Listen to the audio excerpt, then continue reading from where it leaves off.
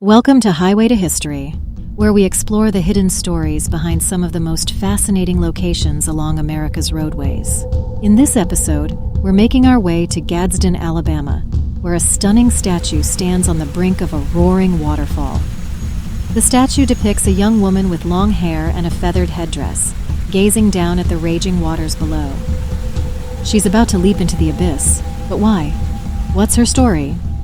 To find out, we have to travel back to the late 1700s and the early 1800s, the time of the Cherokee and the Creek, two fierce tribes that fought for this land. Join us as we explore a time of famine, war, strife, and love. Living in tents pitched above Old Gadsden, Black Creek Falls, present-day Gadsden, Alabama, lived a mighty Cherokee Indian tribe, led by Chief Little Turkey. It was winter.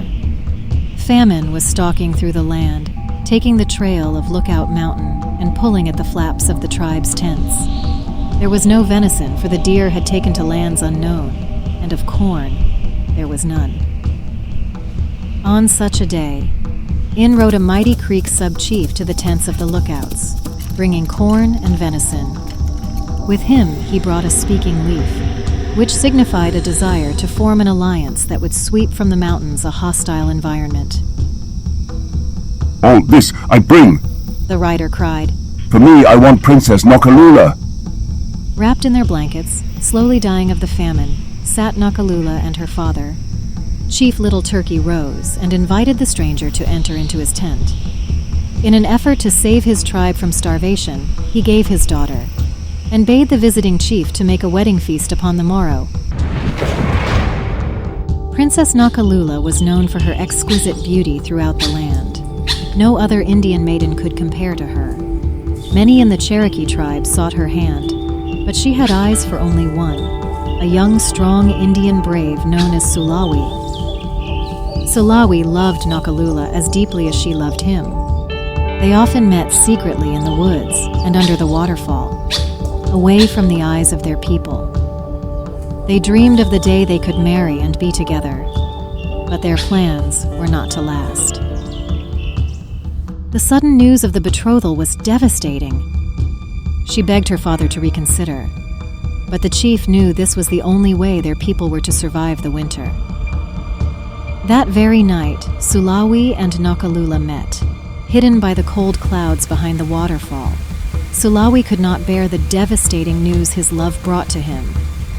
She attempted to reason with him that it was necessary for the tribe to survive, but even she could not handle the thought of losing her dear Tsuwali.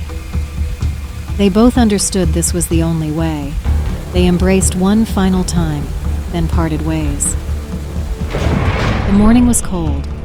Warriors from the Cherokee and Creek tribes filled the high ground before the falls.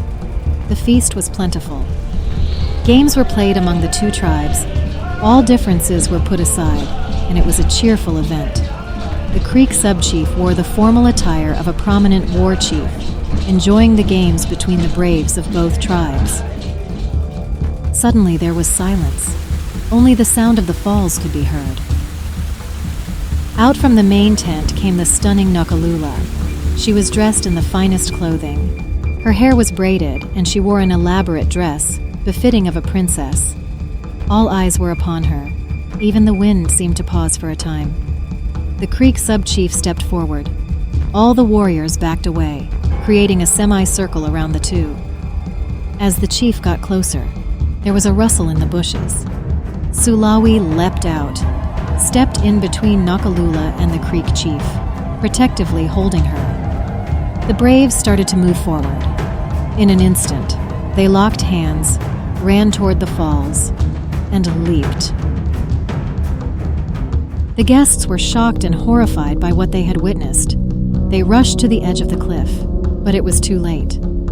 All that could be seen was a veil floating on the water below and the faint smile on her lover's face. There was no wedding that day. The Creek tribe was furious and took away the corn and venison they brought with them. Chief Little Turkey was devastated at losing his beloved daughter. Starvation and famine overtook the Cherokee tribe. The legend of Noccalula is a fascinating and intriguing one that has many layers and dimensions. It is a legend that speaks to our souls. It is a legend that invites us to explore, to question, and to imagine. It is a legend that lives on in our memory.